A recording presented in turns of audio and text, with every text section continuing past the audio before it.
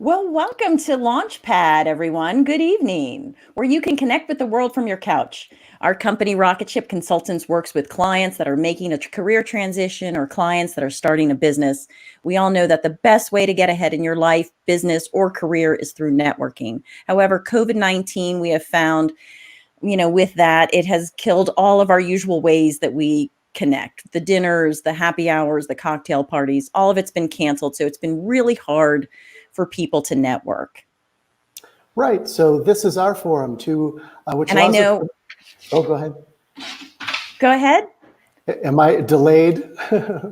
Coming in from Mexico. Sometimes I can't hear Nathan. Can anyone else hear Nathan? I can hear him. Yeah, I can hear him. Okay. Well, I was saying that this is a forum that allows us to bring on a variety of business owners and professionals for you to meet and learn a bit about what they do. Our guests get the opportunity to promote what they're working on. But the thing is, this really works best when those of you watching participate. So please type in your name, introduce yourself, tell us where you're from, what you do for a living, or where you go to school. And if you're looking for work, feel free to ask our guests questions and offer comments. And we will put up people's contact information so that you can follow up with our guests individually. So let's begin. I'm Rosanna Catalano, and I started a company a little over 3 years ago called Rocket Ship Consultants, where we help to launch businesses and careers through consulting, coaching, and podcasting. The idea behind Rocket Ship Consultants is about changing your trajectory. I spent years working in different industries. I have a background in broadcast news. I've worked as a criminal trial attorney and practiced healthcare and administrative law. I worked for years as an associate dean in higher education, and I ran a state agency that regulated elections.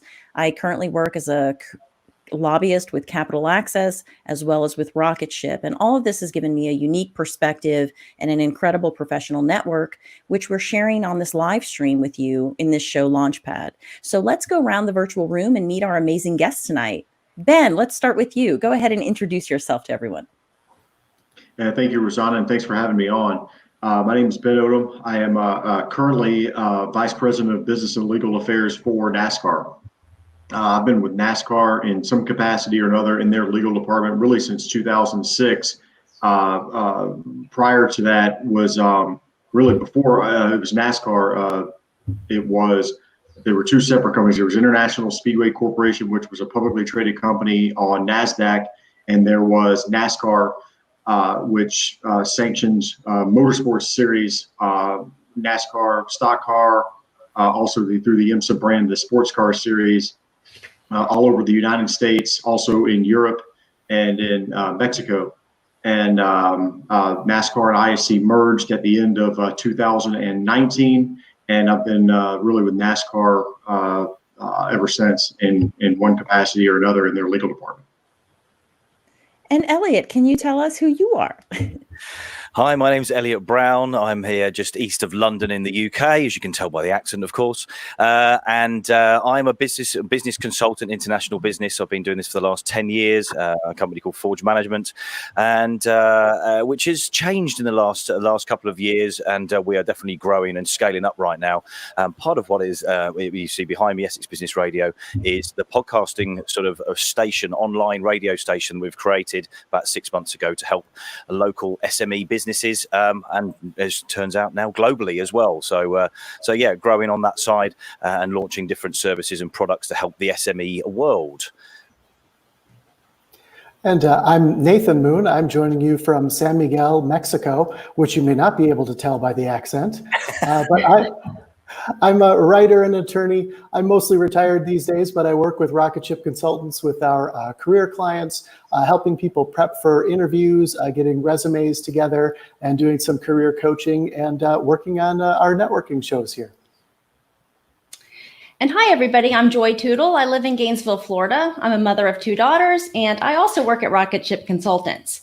I'm also an attorney. I've worked in private practice and in state government. I've worked at the Department of Health. I've been an assistant attorney general with the Attorney General's office, representing different regulatory boards.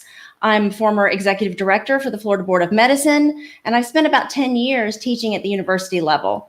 And during the last couple of years, I've jumped into podcast editing and video streaming on shows like Tonight Show, The Launchpad, and our Monday show, Take Off Monday. I'm excited to be here with this fabulous guest. But before we move on and start our show, let's recognize a few people who have commented, and let's see who our audience members are.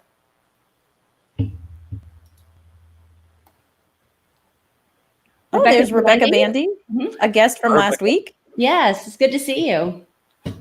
She's All with right. the Florida Bar. Oh, I know that guy. Hi, Michael. Hi, honey.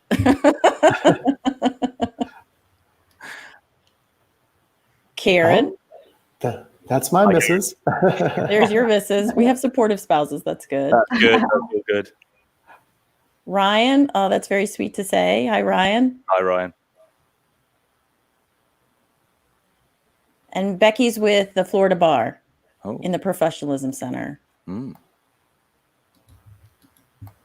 All right, that looks like it's it for right now, and the people who have jumped in with comments. All right, why don't we go ahead and get started then? Actually, if you don't mind me jumping in, I have a question for Ben. I've been dying to ask you this. How did you get started with NASCAR? How did you land that job? Because I'm sure a lot of people are wondering, how does somebody get a gig like that? Yeah. Thank you. So if you hear anything in the background, that's my 10-year-old Basset Hound that has just woke up from a nap. And she wants to talk. This dog lives by the philosophy, like, eat till you're sleepy and sleep till you're hungry. That's this dog's lifestyle. So apologize for that. So how did I get it at NASCAR? I was in a different career through law school. There she is, howling it up. So I was in a different career, but I had really outside of the law. But I had gone to law school back in early 2000s, and had graduated law school, taken the bar, and was working in college football at the time, actually, in a non-legal related field, and had done that a while. And really through networking, I had gotten tired and decided early on in my last season at Florida State that this is going to be my last season. I'm going to make a change, and just started telling people what I wanted to do. At that point, I really wanted to move to a town with a beach. It was less about working in sports. And in fact, I tell people I went to law school to try to get out of sports. And sorry. So No problem. I went to law school to try to get out of sports, and it didn't really work. And I ended up telling a couple of friends of mine that this is what I wanted to do. I wanted to live in Florida, I wanted to work in a beach town and be an attorney. And a gentleman that had graduated law school from Florida State had come over to do on-campus interviewing, and interviewed one of my best friends, now wife. They were dating at the time for an internship. And she said, well, the job doesn't really sound like it's for me, but my boyfriend's friend this morning said he wanted to move to a beach town and work as an attorney, and knows a lot about sports, and you guys are in a beach town, you ought to make a connection. And so we did, went on an interview, and that was back in late 2005, early 2006, and International Speedway Corporation took a flyer on me with no legal experience whatsoever, really no real skills to bring to the table. And 11 years later, I guess 14 years later, I'm still there. Yeah. That's awesome.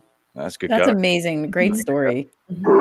I'm glad to see on-campus interviewing works. I love it. Yeah, and I didn't even do the on-campus. They came and interviewed somebody else. But Yeah. look, if you're in the right It place, still worked. yeah, if you're in the right place at the right time, and just had some really good people looking out for me. For sure. Well, a lot of times things come down to exactly that, people and talking. And so that's why I'm curious. Elliot, tell us about Essex Business Radio and why you got involved in podcasting.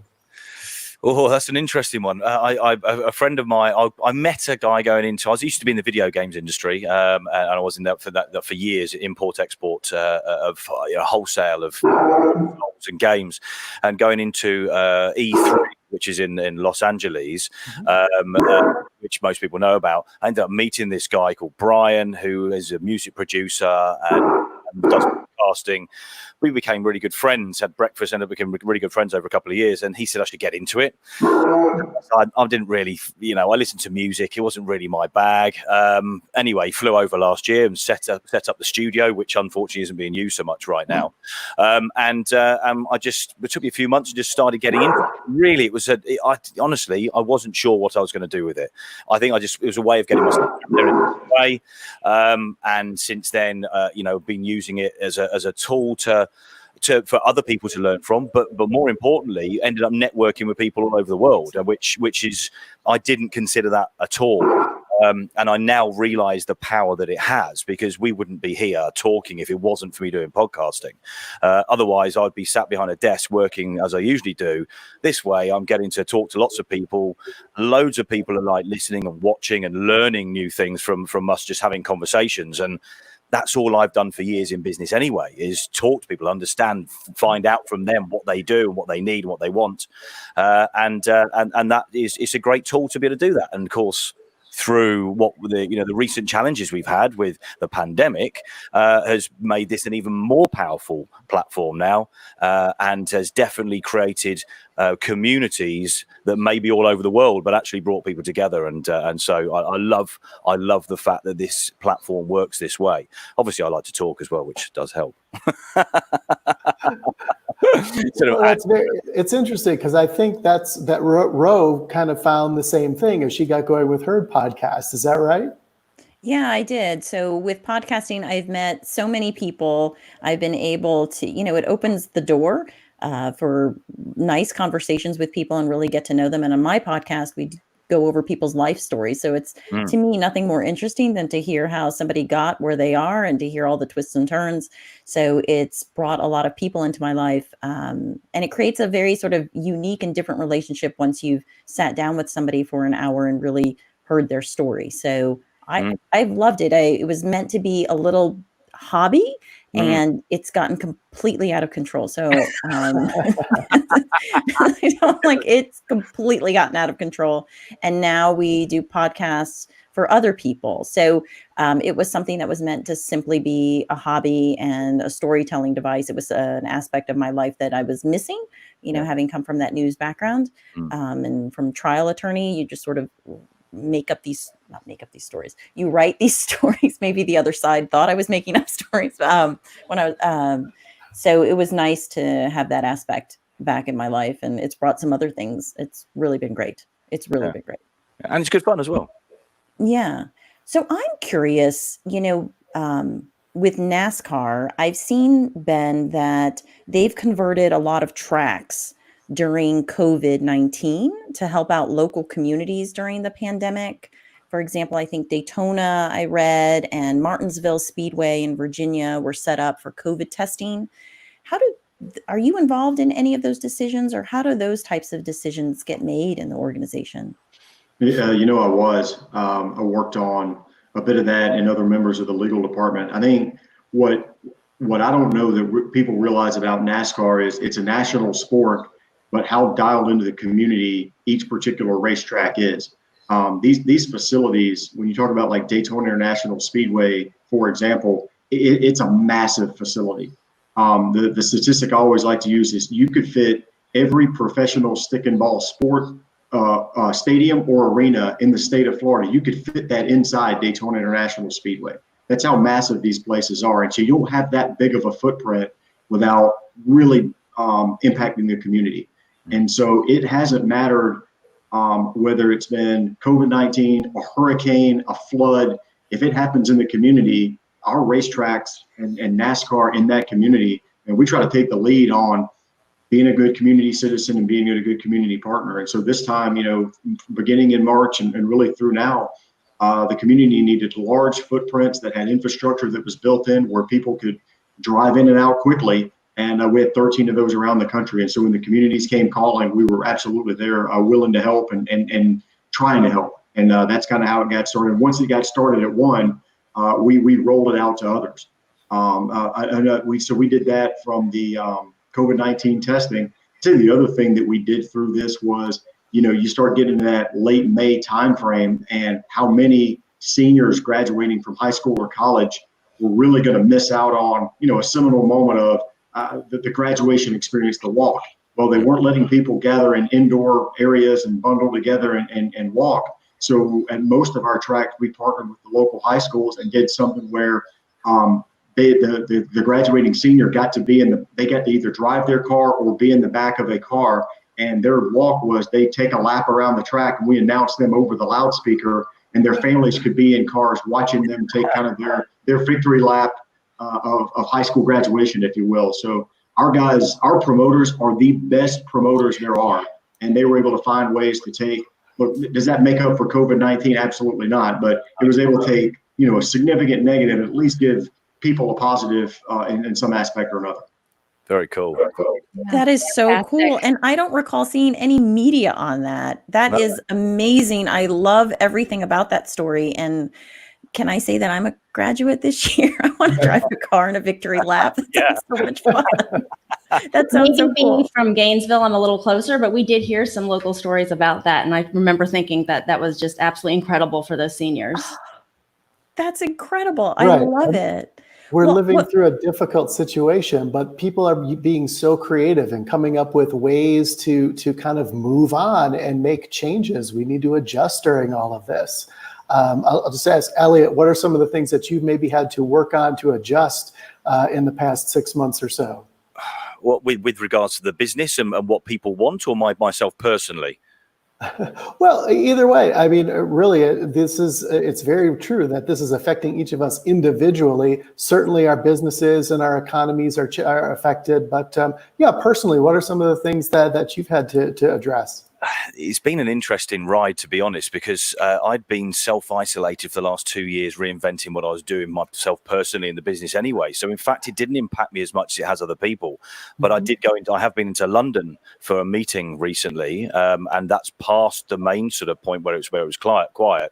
And it is very, very different. In fact, I got my hair cut in London because that was an amazing day to get done after 3 months, and hadn't let my hair grow that long in 20 years. So that was up good. To 4. Listen, that was hard work for me, to be fair. But you have to adjust to other people. I think more than anything, it wasn't me adjusting. I'm pretty adaptable. What I find is I find myself compensating for other people and what they're going to react like. With regards to businesses, it was an interesting time because people were reaching out for a lot of help. So you had to be there for as many people as you could do. And in fact, I just said to my clients, don't worry about paying for the next 2-3 months. We will get through this together. In fact, it's created stronger relationships, and we're doing more work now. So it was been very much about being adaptable and just working with people. And in fact, we've created products and services that we're going to release out to people now because that's what people need in the new world of business. So it has molded. I think pivoting is the word that we use, and I definitely got that from doing podcasts with lots of people in America. Pivot was the word, we've just had to pivot with everybody else. I suppose it's challenging. I think a lot of it's good. I'm looking forward to the future, to be fair, always. So it's all good. Well, I want to take a quick commercial break, and then when we come back, we're going to see what comments we have from folks that are watching.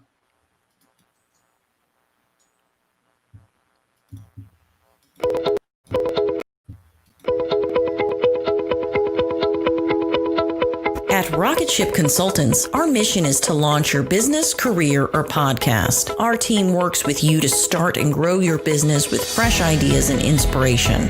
Let us make key introductions on your behalf and leverage our network of contacts. Talk to us before you send your application in for a new position, a university admission, or a scholarship.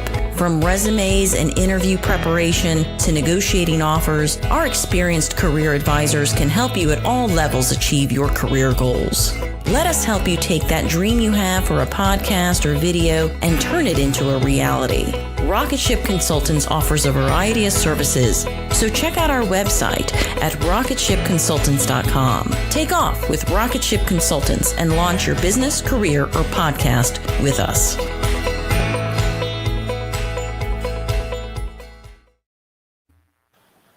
We're back. Joy, do we have any comments? Some additional comments from the audience?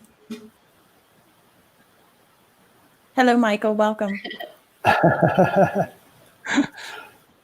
Conrad. Hi, Conrad. Hey, Becky. Well, I did want to ask, Elliot, I wanted to go back, during the way we met was because you were doing a series, a podcast of how you deal with it Of course. with regards to the pandemic. And you interviewed, I know, a lot of business owners and captured them pivoting. Was there something that you learned from that series? I learned a hell of a lot from that series. In fact, I learned what people were doing to pivot and realized that there was a lot of thinking outside of the box from lots of different people and realizing actually the SME world was able to pivot, and people with micro businesses, small business were able to pivot easier than some of the larger companies. And some of the podcasts I was listening to with the challenges that the big companies were having.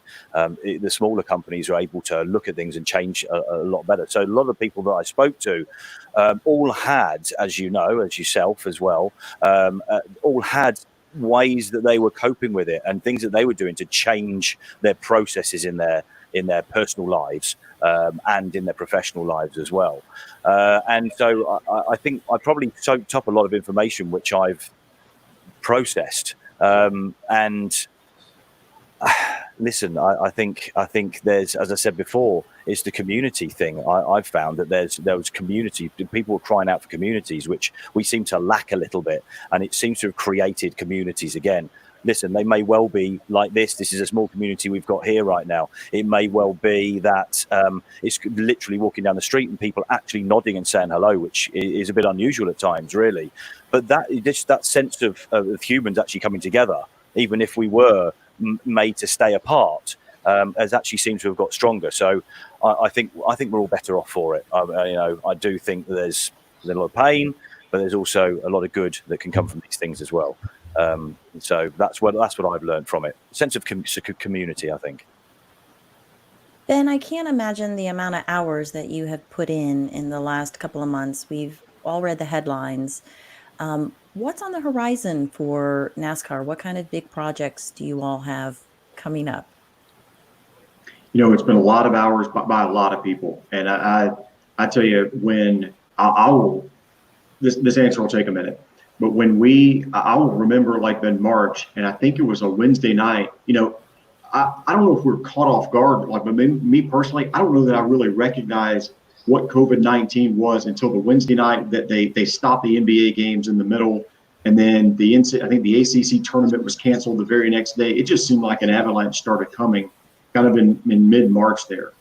And everything stopped. I mean, we were going to have races, and there were no sports and no live events. I mean, it just seemed like everything ground to a halt. And I thought that the management and the ownership of NASCAR, led by Jim France, Lisa France, and Ben Kennedy, that the owners of NASCAR, they said pretty early on, when sports are allowed to be back, we will be the first sport back. They said, we're all in together, but we will be the first sport back. Now, we had some advantages because of that. Our competitors, they're in cars, they're with helmets and racing suits. They're not, hand-to-hand combat or physical contact. So we had some advantages, but that was the commitment we made. And we made it for a couple of reasons. One, our business needed that to survive. We had to be putting cars on tracks in order to survive. But number two, we felt like that we needed to be back as a symbol to the country of, look, you can tune into our races, and for 3 hours, however long that race is on, you're not going to have to deal with the pandemic, social unrest, what's going on out. We're going to entertain you for the next 3 hours with live sports. And that's something that that really I think the country and the world was lacking. Yeah. And so I think that just the fact that NASCAR, knock on wood, we're going to finish this season getting all 38 Cup Series races, all 27 Xfinity Series races, and all 23 Truck Series races, and all 12 IMSA races in. I think that is the big project, is to just get that done and survive a season and have everybody complete their championship season. Aside from that, it's allowed us to do things that we're still in the middle of, that we've never done before ever. We were traditionally a Friday, Saturday, Sunday sport that would practice, qualify, and race. We've run races with no practice, run races with no qualifying, single day shows, midweek races, Wednesday night race. We're racing right now. They're about to drop the green flag at Kansas Speedway for a race. It's the first ever Thursday night series race. And it's stuff that, hey, we never would have tried this stuff, but for, this massive panic. And to watch how everybody came together, the drivers, the teams, the broadcast partners, the racetracks, to put this stuff on. That's been the big project, is just trying to survive this thing. And we'll come out and we'll learn some things that when things go back to normal, we'll continue to do those. There's some things like we're never doing that again because it didn't work. But for the most part, I think we're going to come out of it stronger and hopefully gain some new fans. Some people are watching NASCAR because it's the only sport on. They've never watched it in the past. And now that they've got a taste of it, we hope that they like it. Do you have a favorite driver? Are you allowed to say? I do. We've got. You can keep it. Well, no. So I think in my business, you've got drivers that you don't like, and I won't say who they are, but really, when you're around it and you kind of get to spend, you just want the nice guys to win. And there's nothing wrong with really wanting nice guys to win. And I'll single out a couple. There's a guy in the garage, Martin Truex Jr., that's kind of a quiet, soft-spoken guy. His girlfriend was diagnosed with ovarian cancer, 5 or 6 years ago, and he's been by her side the entire time through losing a ride, having to change teams. Then that team wins a championship, and they've changed teams. The adversity he's been under, and he's been by his girlfriend the entire time, I think has been pretty neat. And then there's, I personally like Ryan Blaney a lot, one of the younger drivers, because his dad raced, and his dad raced a lot as I was growing up watching. And so we've seen Ryan grow up in the garage since he was 8 years old. So now to see him as a young man out there competing on the tracks, pretty entertaining to watch. Do you ever get a chance to drive the cars? Only in a very, very controlled environment. I've gotten to drive, and the maximum speed I've gone is 150. So nothing like what these guys are doing. These guys are pros. They are the best of the best, and I'll never get to compete at that level. What speed are they doing around there? What's the top speed that they tend to go around? So at Kansas Speedway right now, it's a 1.5 mile track. They'll probably top out at about 190 miles an hour down the straightaways, and maybe slow down in the turns to about 170. Our fastest track, just over 200 miles an hour for an average lap at our fastest track, and that's with some artificial. We artificially keep the speeds down at those tracks, because if you let them run with full horsepower and no restrictions, I would say they probably get up into the 220 mile an hour bracket, which is dangerous. That's dangerous for them, and that's dangerous for the fans. Yeah. Of course, yeah. Wow. I mean, I knew they went fast, but now that you say it, I'm like, wow, that's really fast. It's that fast, and they're inches apart. They're that far apart, which makes it all them. It's one thing to go 200 miles an hour when you're the only one on the track by yourself. I actually think the 5 of us could probably do that. Yeah. When you put 40 cars out there that far apart and they do it, that requires a level of skill that, look, there's only 40 people in the world that possess it, and that's why they're the ones racing right now, and I'm doing this podcast. So. Yeah. And to have that adrenaline and to stay calm during all of it. Oh. Very, very impressive. We do have a question. What is NASCAR doing about crowd capacity, seeing how large those venues are? That's a great question, and it's largely regulatory run by the states. There are some states where they are not letting us have crowds at all. So we've got procedures in place. You hear a lot about the bubble. We're trying to separate the competitors from the officials from any fans that are allowed, so you don't let cross-pollination. God forbid somebody showed up that was infected. You don't want to infect the garage area. You don't want to infect the teams. And so tonight at Kansas, for example, the governor's allowed that, hey, look, you can race, but we're not going to allow fans in the stands. So we're running with no fans. It's a made for television only. The most fans that we've had at a race since we've come back is 20,000. They all had to wear masks, and that's about 20% capacity of one of these racetracks. Bristol Motor Speedway holds over 100,000 fans in the grandstands. So at 20,000, it looks pretty spaced out. Yeah. And when everybody wears masks and they're 6 feet apart, our facilities, like, again, talking about the size of these racetracks, they lend itself to being able to do that more than a basketball arena or so forth. And so it's been track by track, state by state, event by event. What are we allowed to bring in, and then trying to sell to that capacity. And then once you've got that capacity sold, how do you make sure that they're socially distanced enough that you meet CDC guidelines? And our team's done a pretty good job of meeting those requirements. That's a lot of work. It's a lot of work to go through for the organisation, isn't it? It's actually more to do that than it would be if you were just getting people in normally, like, before, I suppose. It is, because you've had to put in procedures, unprecedented procedures of, look, let's say it's 20,000 fans, which is a small number to us for facilities that hold 60 to 100,000. But those fans, when they show up, they've got to be wearing a mask. That you've got to make sure we're taking their temperature before they enter into the venue. Yeah. You've got to make sure that they keep their mask on, that they sit. Yeah. And these racetracks, they've got to manifest. They've sold tickets, aisle 1, seat 1, row 1, all that changes. They've got to completely go in and rebuild their manifest, and it's all manual. There's no computer program that you can just tweak and it'll redo this. This is all figuring it out on the fly. And again, there's some of these places we find out, you look a week before the event, you're allowed to have 7,000 people instead of 6,000 people. That changes everything. And so it's literally been a fly by the seat of your pants. Let's get through today and do our best with that. And then tomorrow we'll figure out what the rules are, and we'll go put on a race according to those rules. Yeah. Well, I see we are running out of time. We're past our half hour. I did want to thank both of you. I know, Elliot, it is 1:00 in the morning where you are in the United Kingdom. Yeah. So thank you very much. And Ben, we are sorry to disrupt your dog. I'm just teasing. I'm so glad you said that you had your dog there, because at first I would have been like, what is that noise in the background? But thank you, gentlemen, so much for taking time to be with us tonight. We really appreciate it. Thank you so much. You all take care. Cheers. Thanks for having me on. Appreciate it. Cheers. Nice to meet y'all.